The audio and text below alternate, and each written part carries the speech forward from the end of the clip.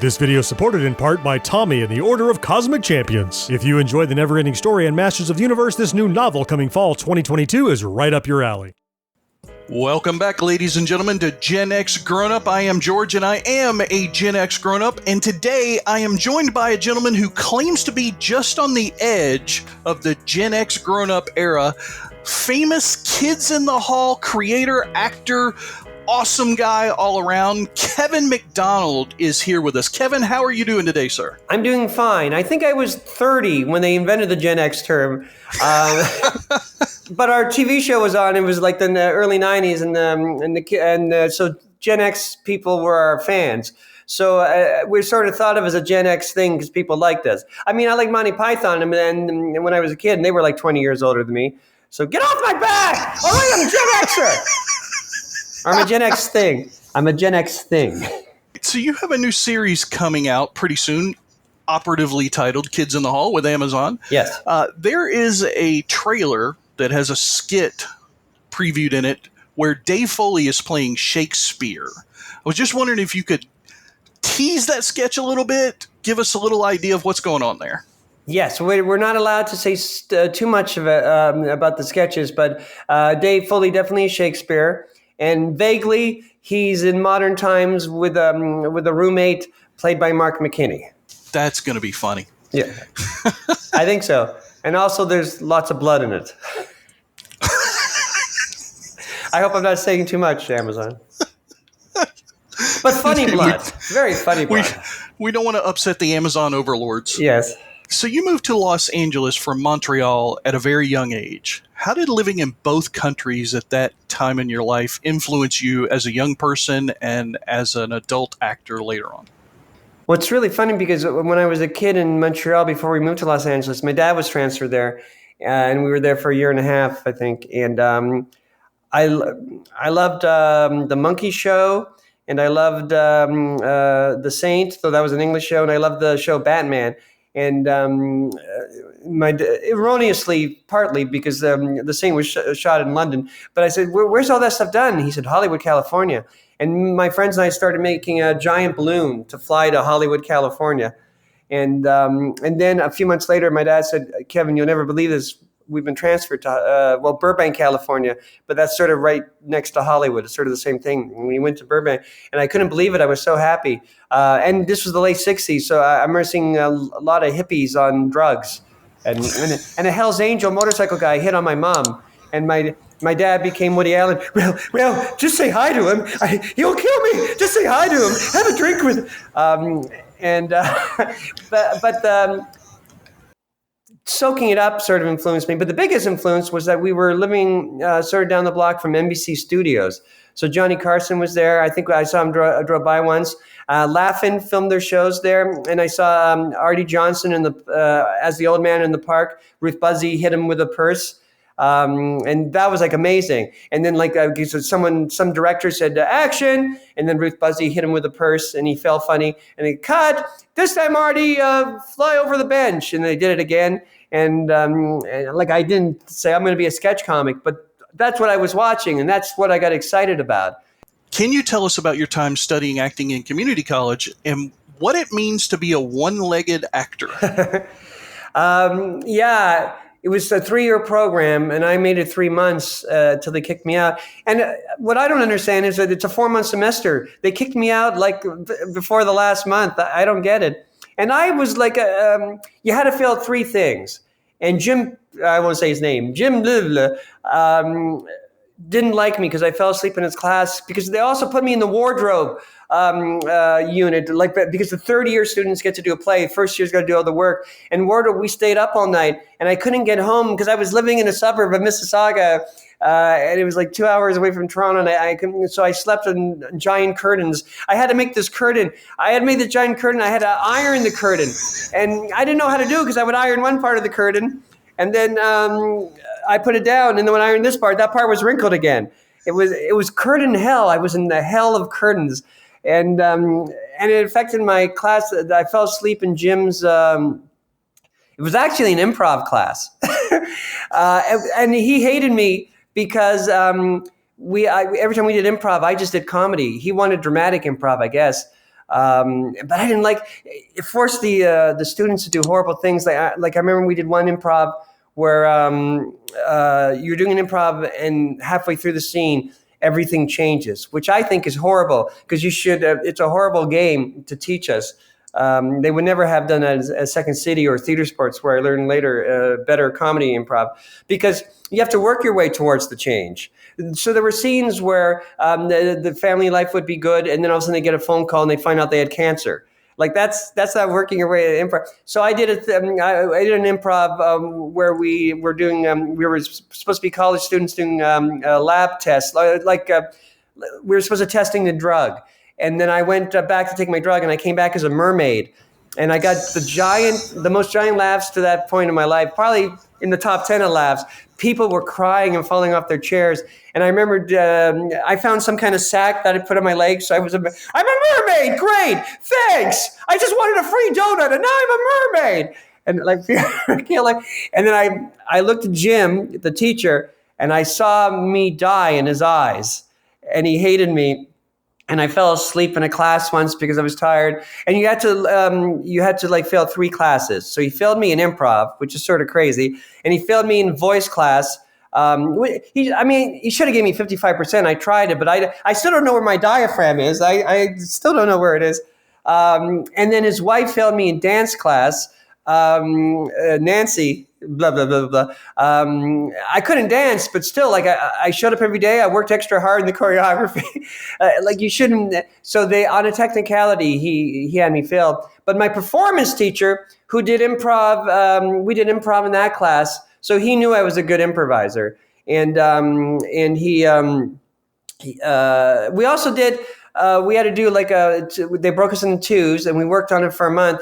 And then we did like a small scene from a play. And I did The Owl and the Pussycat with Sharon Helt, who I had a crush on. If she hears it, she knows that. Yeah, hi, Sharon. I hope you're happy with that guy that you... Anyway, and I'm the only one in the class that got 100% for like acting in a script. Because I picked the part. Sharon is very nice. She said, yeah, it was a good part for her too, I guess. Though nowadays we wouldn't do it because she was a hooker. But this is the early 80s. And I just picked a part where I knew I could do comedy timing. I knew that's where my funniest thing was. I'm not so good at writing jokes. It's knowing when to pause, when to talk. And again, the class killed themselves laughing, and I got 100. And like I said, no one got in the 90s, and I got 100%. So anyway, when I was kicked out by a guy who told me I was a one-legged actor who only had one leg, but he was limping around me because he was a one-legged actor. Ironically, the reason he was teaching was that a few years earlier he had was doing the production of Pippin, while a stage light fell on his leg. So he's limping around me telling me I'm a one-legged actor. And even though I was really sad because my whole family was saying that I was stupid, I'd never be an actor, and I had to tell them they were right, I still saw the irony in a one-legged actor telling me I was one. Anyway, I left. Sorry for a long story. It's almost done. And then I went. I was going to take the beginning of my 3-bus, 2 subway, 1 bus trip back home. Well, my performance teacher, he said, Kevin, this is crazy. I try to talk them out of it. This is crazy. There's 10 people that should be kicked out before you. I don't even understand this, but you're really good at improvisation. And it's obviously your bent is comedy. And he gave me the phone number to get into Second City workshops. And the punchline of the story, it's not a comedy punchline, was also still an actor. And he became famous as the smoking man in the X-Files. Google it. I think I did read that, right? Yeah, everybody can Google William that. Davis. Bill Davis. I had to say smoking man in X-Files. So I sort of owe him everything. And then I started Second City, and soon I met Dave Foley, and blah, blah, blah, blah, blah, blah, blah. The Kids in the Hall have been compared to Monty Python many times. Yes. How did your troupe come together, and how did you end up turning it into a sketch comedy TV show? Oh, geez. Well, at Second City workshops, I met Dave. I had been there a year, and for that year, I was with another young guy called Mike Myers, and he was so good that he was he's the second youngest person next to Catherine O'Hara, who was hired by Second City. and so he was gone, and I was alone. Like I was, I guess I was just turning 20, and everybody else was over 35, and they were just actors who wanted to learn a second city and hopefully get in to the main stage. And then so my first day without Mike Myers, Dave Foley came in, and we were paired by the teacher started off. Alan started off the class with breaking us into groups of 2, and then we had to do the mirror exercise. And I was paired with Dave just by weird coincidence.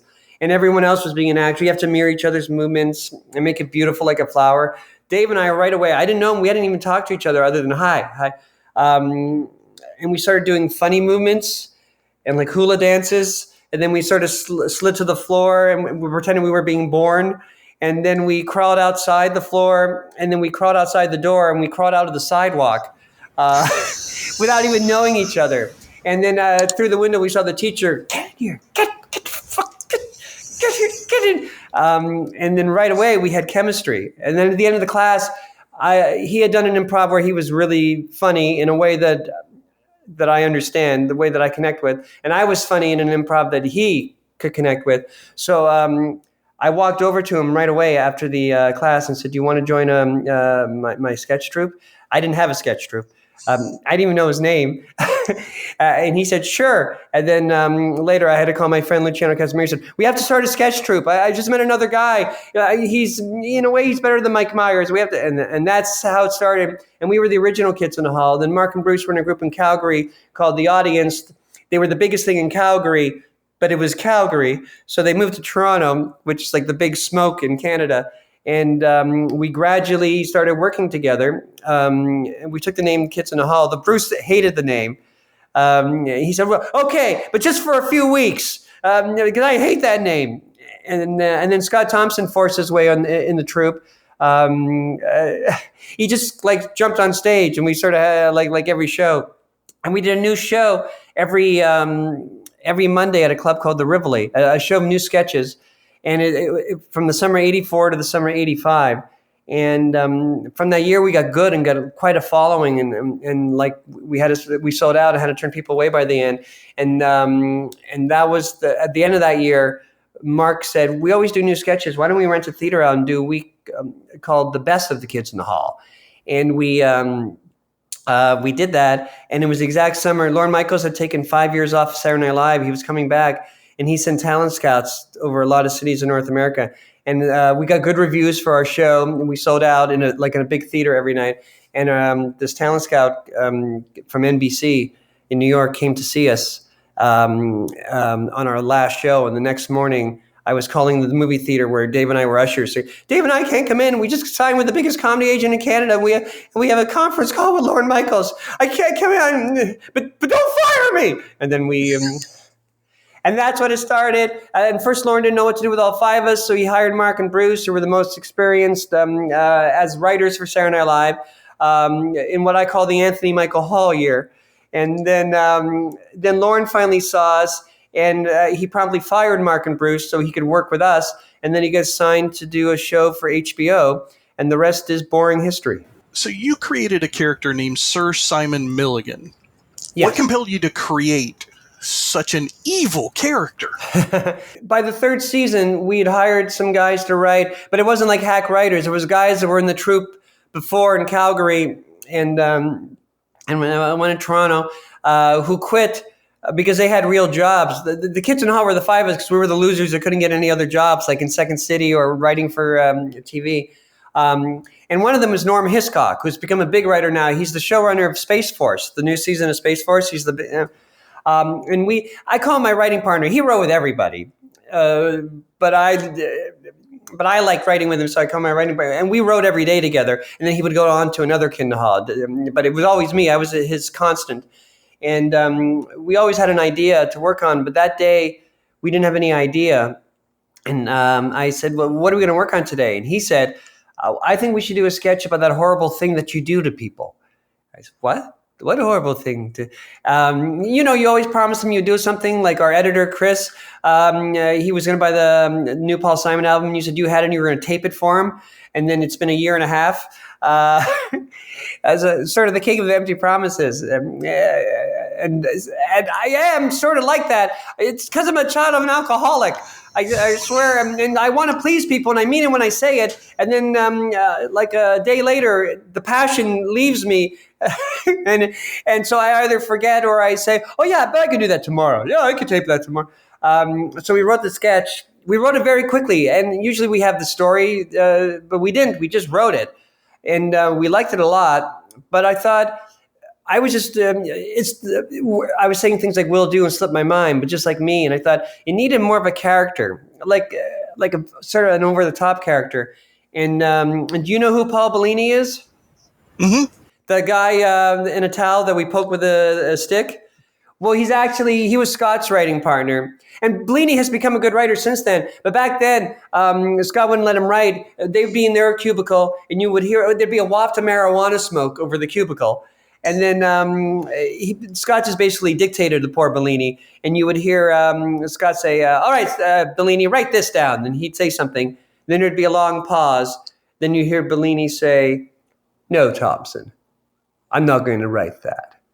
It's shit. And I thought that would be a very funny character to do. And my impression of Bellini is totally wrong. But when I try to do it, a good character came out. So we made the King of Empty Promises be that way. Will do. Slip my mind. Look, I feel just sick about the whole thing. Tell you what I'm going to do. And we tried it. And then we really laughed even harder than we were, Norm and I, at just the script. And the rest, again, is boring history. Whose idea was it to give Head Crusher a rival, and how long did it take you to write that rival sketch? I think it was Mark's idea, but the thing is, I'd always did it with him because I'm sort of the reason, like it's Mark's idea, but I'm sort of the reason why I got in the show. Because a few years before we had a TV show, we were just young, struggling stage performers. Mark and I, before our show that we were going to do, we went on a double date. We were excited because no one dated us, loser comedians. And we took him to the restaurant that comics and musicians took everybody in Toronto because it's cheap, but it's like good. And during the date, it was quite obvious the women were hating us and talking to themselves and rolling their eyes a lot. And then Mark, out of the blue, put his thumb and finger together. And he said, and I asked him later, he never done this before. It was his inspiration. He said, I'm crushing your head. I'm crushing your head. And the women left. Stuck us with the bill. We're not sexist. We're going to split the bill. And then a few years later, we were in New York. This is 1987 now. Lauren Michaels brought us to New York for 6 months to write the pilot. And we were writing the pilot. But Lauren said, just don't do your old stuff. Bring some new stuff that you think is TV-ish. And I went to Mark one day and said, oh, remember that time you crushed the heads of those two women? And he said, yeah, crushing your head, crushing. That would be great for the show. And Mark actually said, no, Kevin, that's stupid. Nobody would like that. And then I said, my famous moment in cult comedy history, I said, Mark, if you do that character on our show, college kids all over the country will be doing it. How was the chemistry getting back together with the other guys for your new Kids in the Hall Amazon series?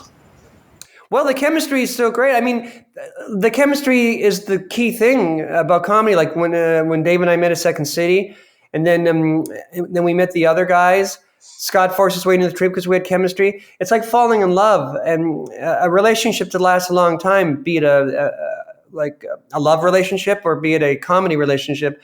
Or a rock and roll band, rock and roll's dead, a hip hop band chemistry, or jazz band, or whatever it is.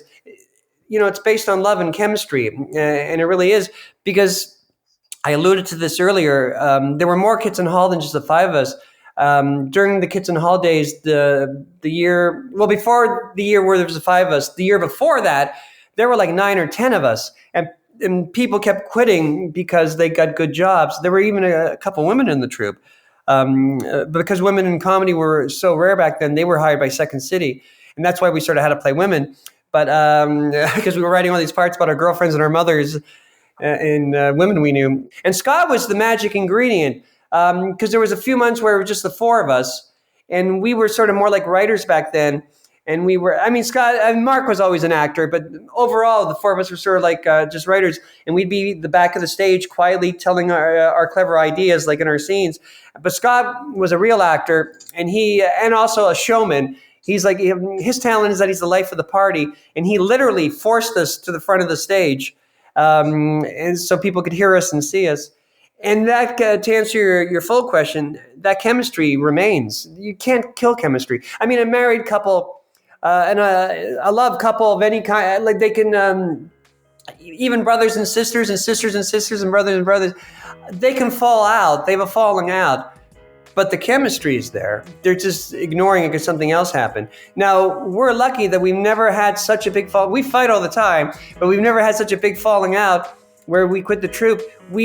Whether we're misguided or wrong or not, we think that the project that we're in, that we're 1/5 of, the Kids in the Hall, is something special. And we still think it's something special.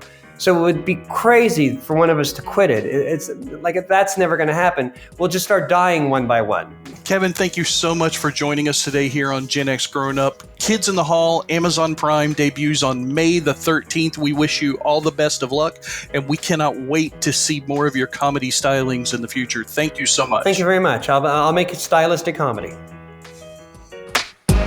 Hey, you made it to the end. If you liked this video, the best way to say thanks is to watch one more. Here are a couple suggestions that you just might enjoy. And if you love our content, maybe consider becoming a Patreon supporter by following the link on screen. Unacceptable for grown-ups. Your dinner cannot just be French fries.